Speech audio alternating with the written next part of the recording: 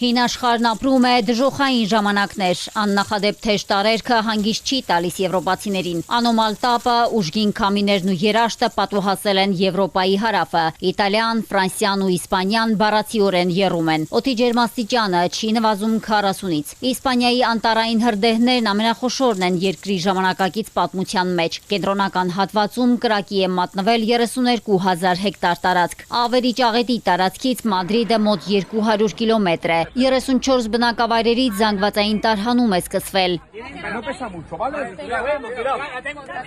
Իսպանիայի վարչապետ Պեդրո Սանչեսը այցելել է աղետից ամենաշատը տուժած Գուադալահարա նահանգ, կոչ անելով կանխարգելիչ միջոցներ ձեռնարկել կլիմայական փոփոխությունների դեմ։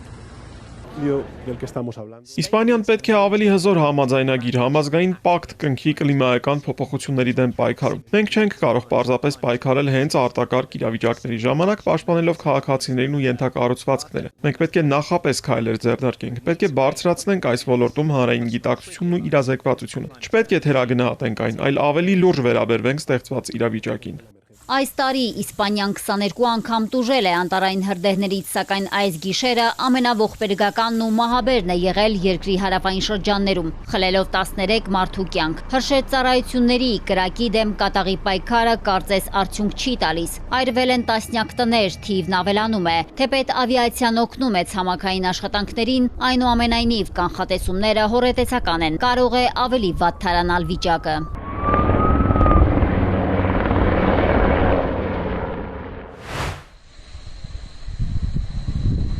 Կրակի տասնյակ օջախներ են շրջապատել նաև Իտալիայի Սիցիլիա կղզին։ Հրդեհները սպառնում են քաղաքացիական ենթակառուցվածքներին, ճանապարհներին, տներին ու բնակիչներին։ Աղետի գոտում տարհանում է սկսվել։ Առավել ծանր վիճակ է Կատանիայի շրջանում, որտեղ հրշեջները աշխատում են գիշեր ու զօր։ Ներգրավվել է նաև ավիացիան, մի շարք գերատեսչություններ, ընդհանուր առմամբ 6000 մարդ։ Պարտականությունները կատարելիս մահացել է հրշեջներից մեկը։ Դժոխք է, պարզապես դժոխային կրակ։ Տները հերթով այրվում, մոխրանում են։ Ցավոք, սա է վիճակը այս ջերմաստիճանի պայմաններում։ Օդի բարձր ջերմաստիճանը պահպանվում է արդեն մի քանի օր։ Կրակի արագ տարածմանը նպաստում են նաև ուժգին քամիները։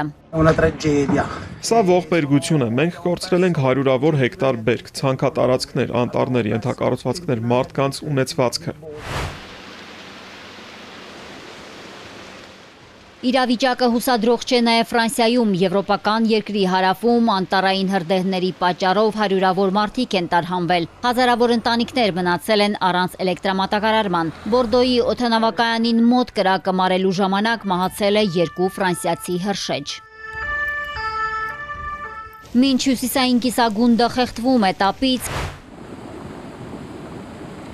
հարավայինում ցրտաշունչ ձմեռ է ու համատարած հեղեղներ։ Արգենտինայում ու Չիլիում աննախադեպ անձրևներ, սողանքներ, ինչպես նաև ձնաբքեր են։ Տարերային աղետի հետևանքով Չիլիում մահացել է 13 մարդ, կան անհետ կորածներ ու տուժածներ։ Վնասվել է մոտ 3000 տուն, իսկ Անդյան լեռներում ձյան հաստությունը հասել է 3 մետրի։ Փրկարարներին հաջողվել է ձյան հաստ շերտից դուրս բերել ավանակին։